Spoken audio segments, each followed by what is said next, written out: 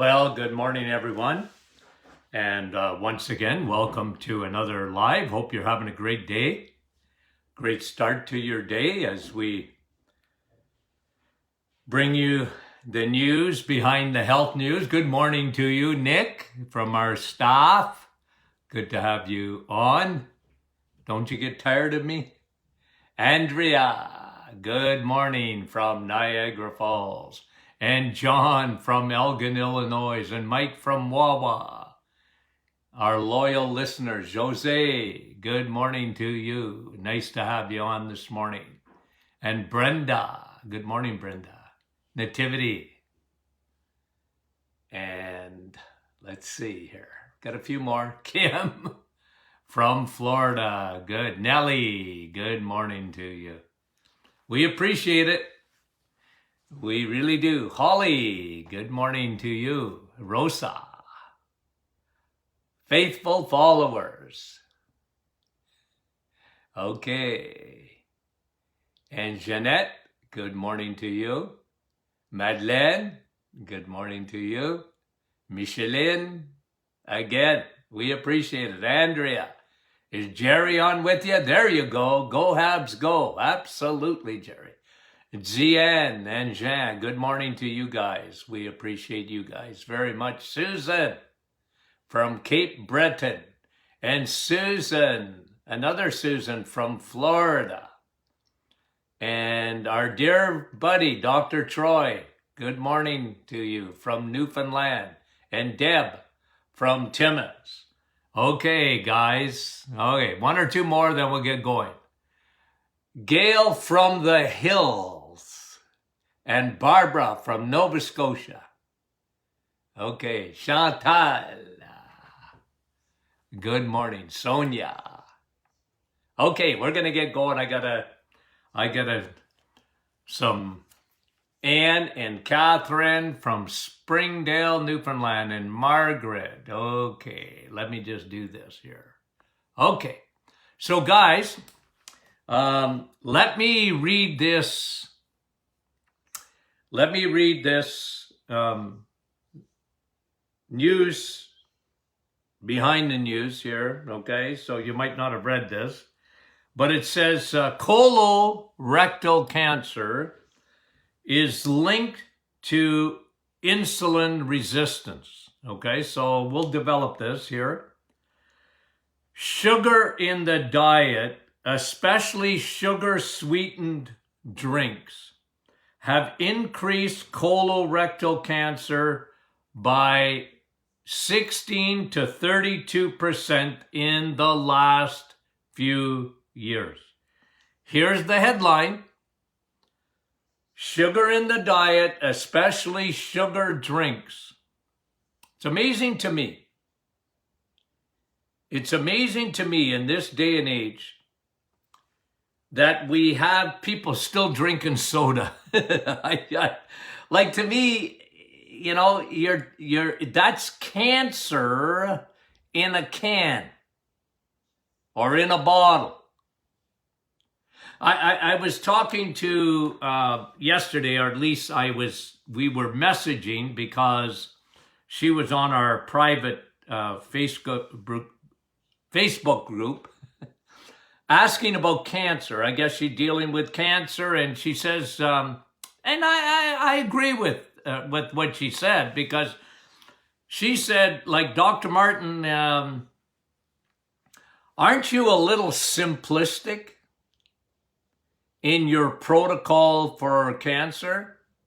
Yeah, it's simplistic. I agree it is. I mean, look, guys, and I'm not, look, I always used to tell my patients, if you have cancer, for example, or whatever, and I thought hanging you upside down from a roof would help you, I'd go there and hold your feet. And I mean that. Like, listen, I'm not against, if anything in cancer, and by the way, it was mentioned this morning that one of the biggest side effects of our whole focus, especially here in Canada, on the virus, what they're saying is they're saying in the next few years, and I'll get that headline to give you the exact quote, but it says they're going to miss over 300,000, in Canada alone, 300,000 cancer cases. They're going to miss them because cancer, unless you have a heart attack, they're putting that aside because of the virus. And I've been upset about that because medical officers of health, and God love them, I mean, this is a gift for them. It's a virus. They go to school and they focus in on what do we do if there's ever a pandemic. And, okay, guys, whether right, wrong, or whatever, all I know is that you've got other diseases. You got cancer. You got cardiovascular disease. You have diabetes. And, you can hardly get a hold of doctors anymore or whatever. Again, I'm mentioning more Canada. And it bugs me. But anyway, coming back to the conversation yesterday, well, Doc, it's simplistic.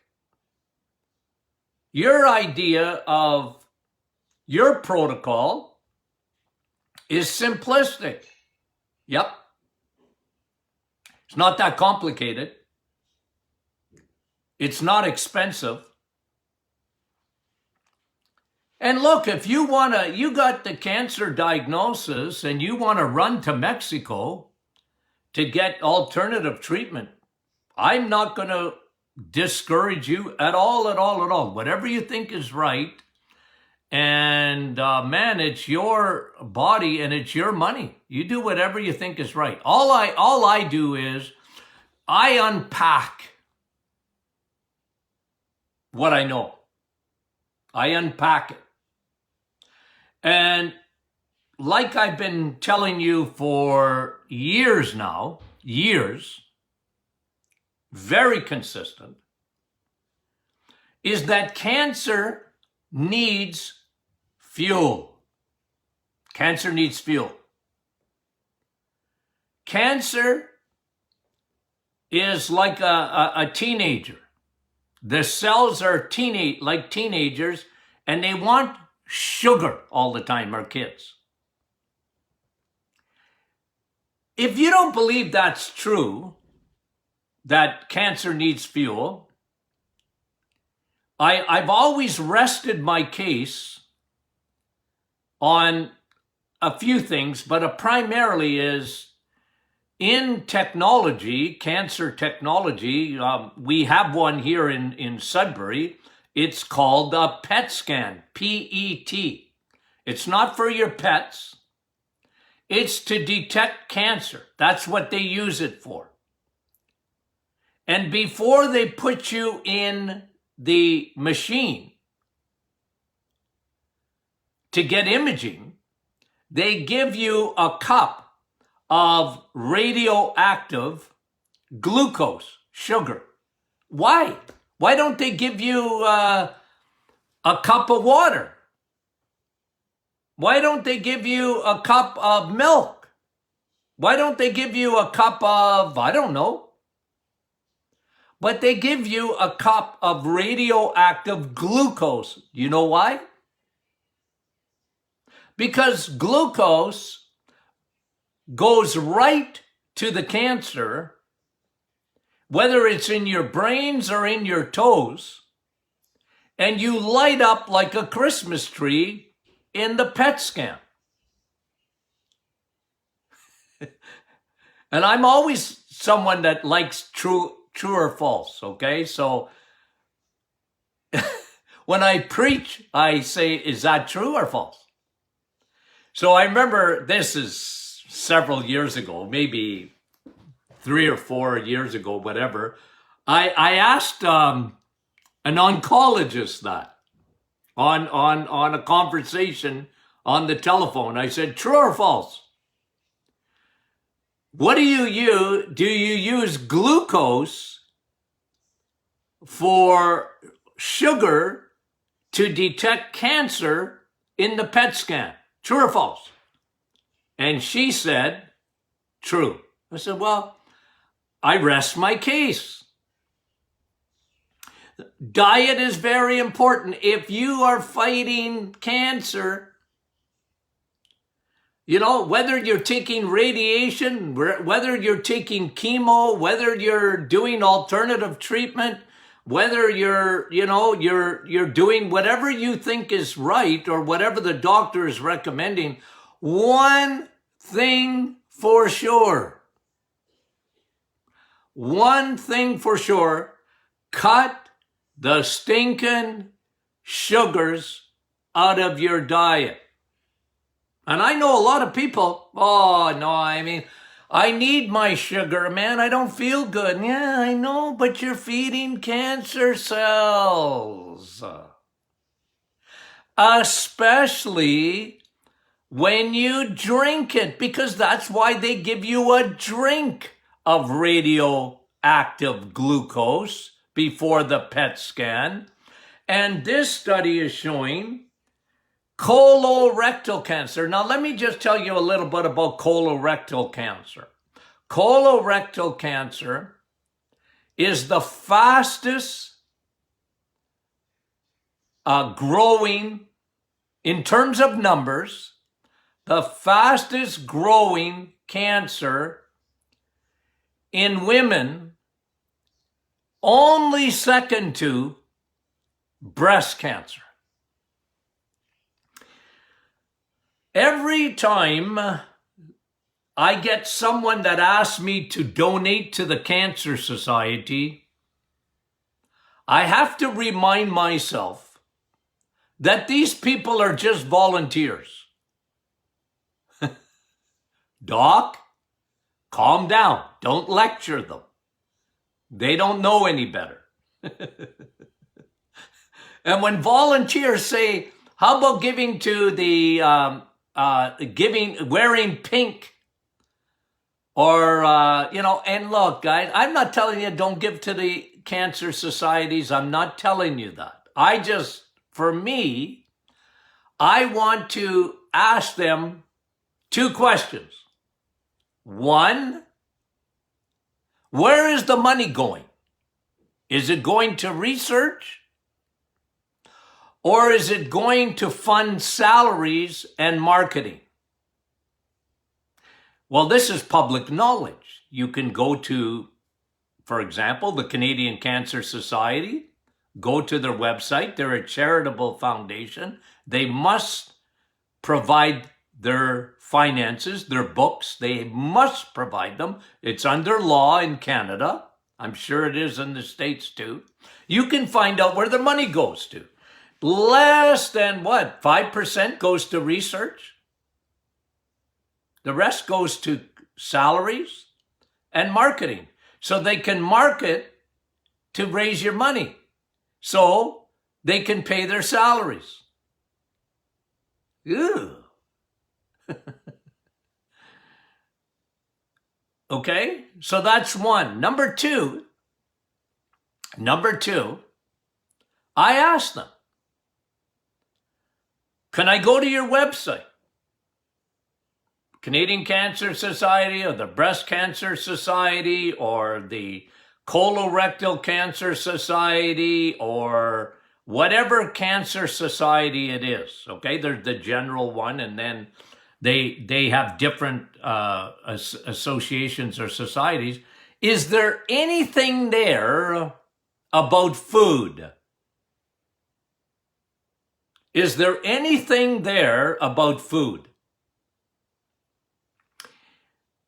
Of course, they don't know the answer, but I do. No,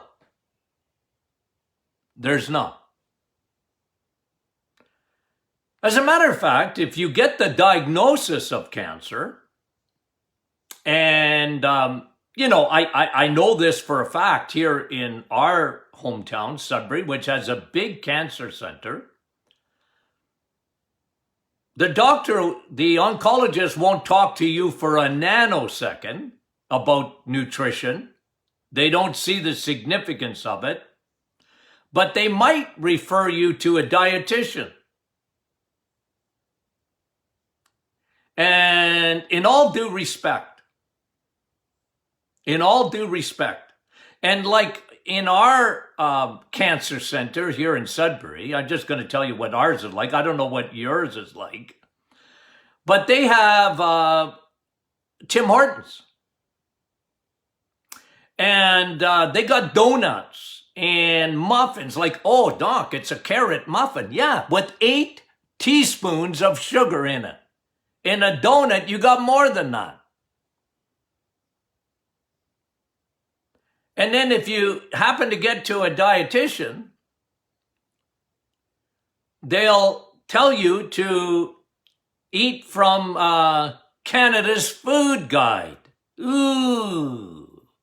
You know, you got cancer, so up on the top of the you know, what they're telling you, don't eat too much red meat because that's gonna really make your cancer grow. And you know, you gotta have, you know, make sure you have enough carbohydrates. And I mean, they tell you good things too, like fruits and vegetables. No fruit if you got cancer. Anyway, colorectal cancer is going crazy.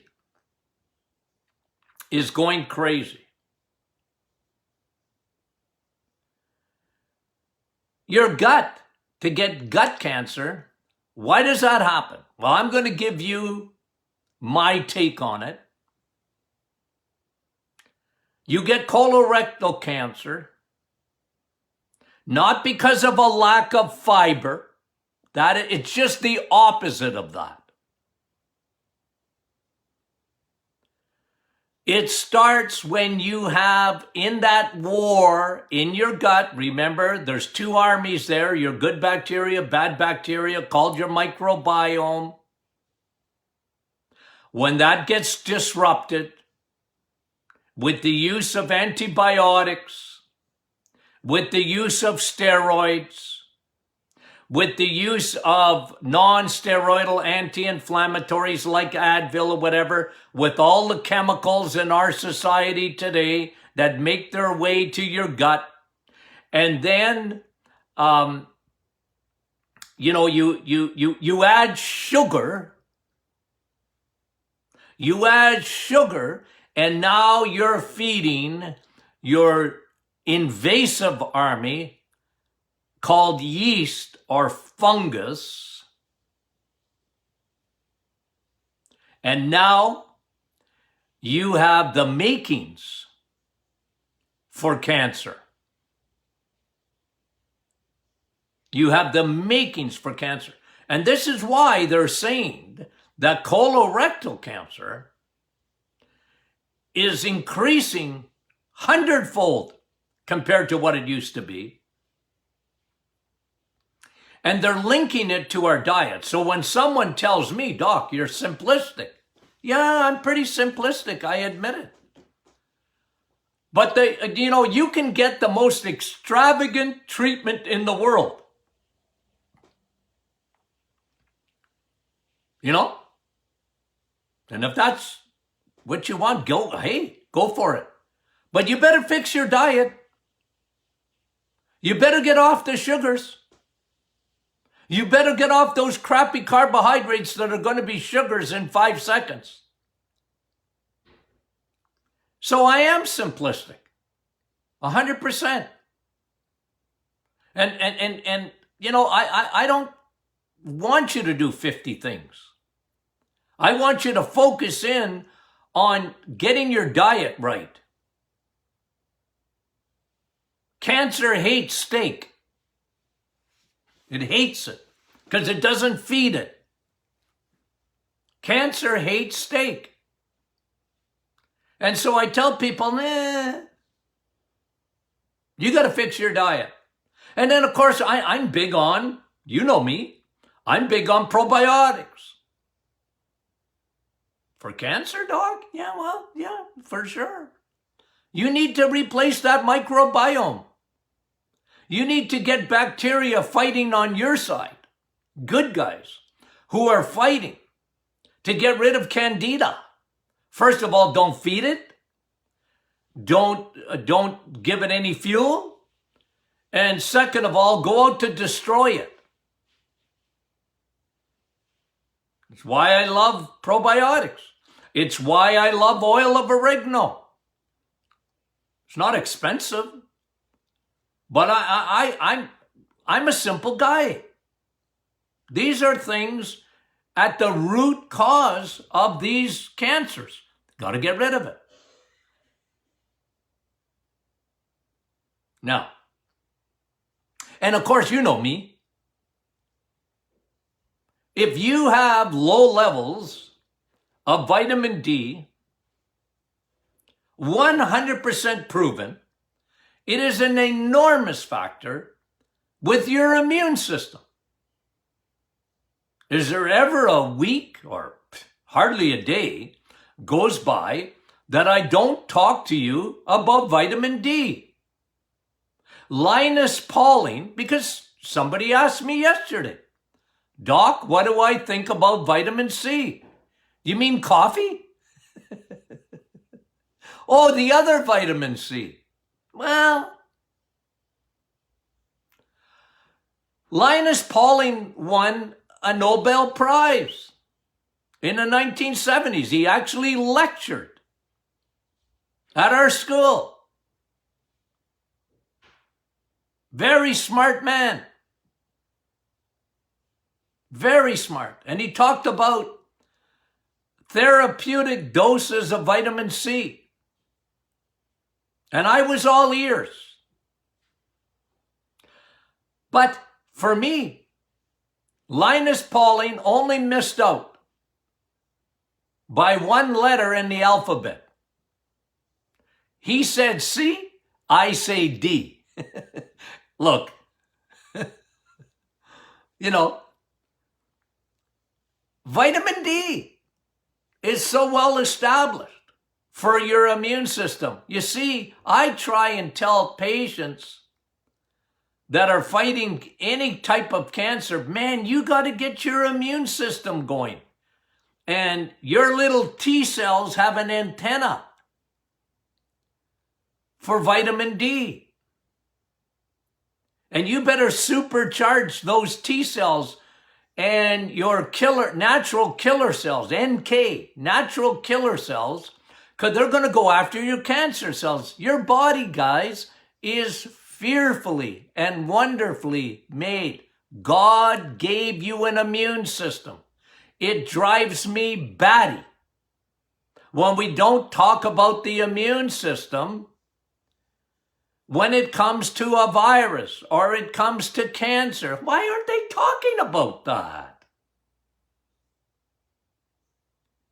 Vitamin D, no sugar. And let me just say this.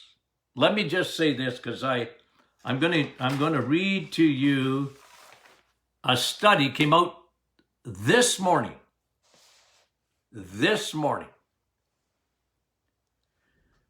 50% of Americans are either depressed or have more anxiety. 50%, half the population, have more depression or more anxiety in the last year. Okay, why am I talking about that? 50%. Canada, no different. You wouldn't believe how many people I've talked to that are just down, they're stressed, they're not sleeping, they are depressed. It's unbelievable. It is an epidemic today, and I've talked to you about it before, but here's the connection I'm going to make for you. When you are depressed, when you are stressed, when you are lonely, I tell people, I tell people the unintended consequences of lockdowns and people not getting together. I'm a huge guy on getting together. We need each other. You know, when people can't see their family or whatever, and you know, you can talk on the phone, that's all right, but it's not the same, guys. They've proven that. Humans need touch. Humans need each other. And when you're lonely, and when you're depressed, and when you have anxiety, you know what happens inside your body? You secrete a hormone called cortisol. And cortisol is the fight or flight hormone. You got fear, you have loneliness, you have anxiety, you have depression. 100% this happens. Your cortisol levels go through the roof because you're ready to fight. You're angry. You're upset inside. And okay, that elevates. Why do I talk to you every day about my I'm working out, I get my blood pressure up? Okay. Blood pressure goes up, blood sugar goes up, your heart rate goes up. Okay? That's because your body is getting you ready to fight. The problem with that is 100% true. Your immune system takes a beating. Your immune system takes a beating. And what happens when your cortisol goes up? Your T cells, your natural killer cells go down. See, cortisol, you're getting ready to fight. You're not thinking about an infection. You're not thinking about cancer. You're all messed up inside. Your cortisol suppresses your immune system. This is why I've been screaming like John the Baptist. Hello, world. World, wake up. We are going to have a lot more cancer. We're going to have a lot more problems. Because we've turned our focus and we put it only on one thing. And I'm not saying that without statistics. I'm telling you. This is what's happening. We've been hijacked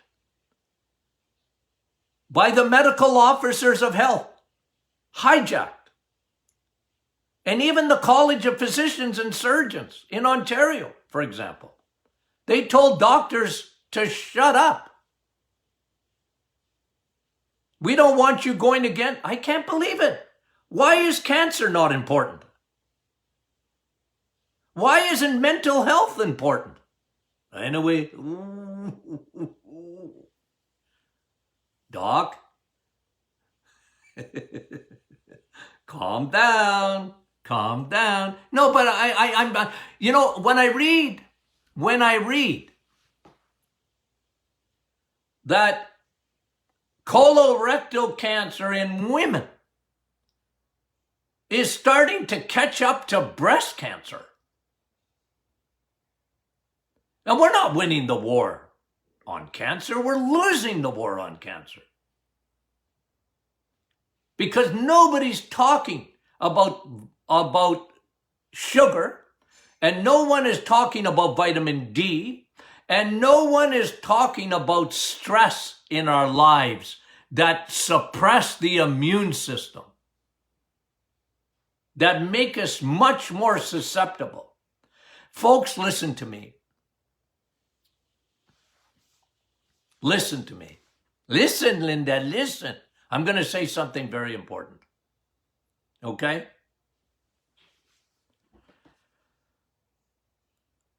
You can't control what's going on in the world out there. You just can't. Okay? You can't control it. And I have to talk to myself about this. Doc, you can't control it. Relax. Okay? But one thing you can control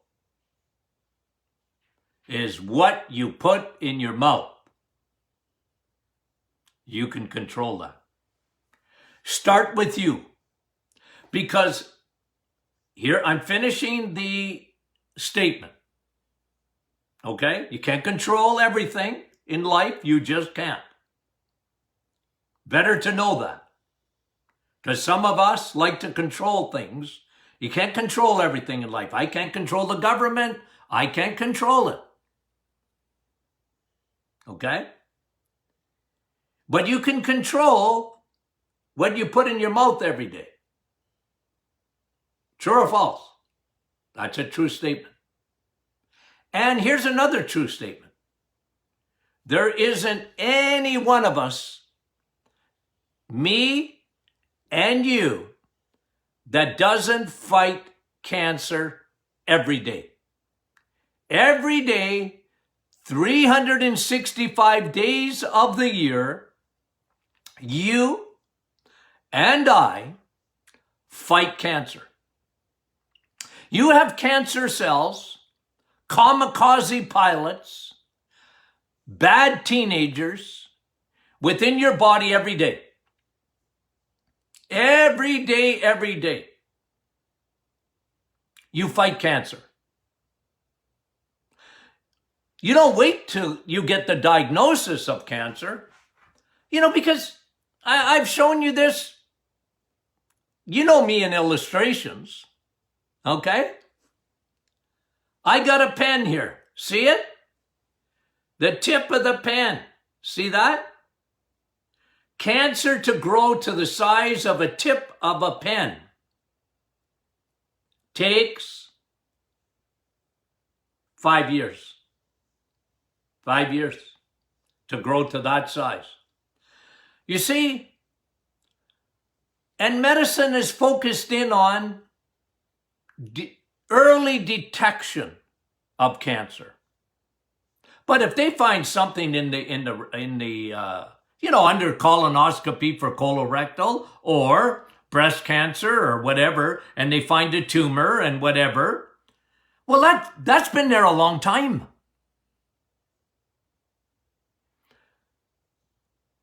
I'm not so much into early detection. I'm into prevention. Let's prevent it from proliferating. Let's prevent it from growing at a microscopic level. Cancer cells. That's me. That is why, as long as you have known me, I have preached your immune system. That's what you need to take care of, is your immune system. God's gift to you in your body. But you must take care of it. You must take care of your immune system. And that's why I've broken it down. I wrote a book, several years ago now, called Are You Built for Cancer? We should republish that book, I think.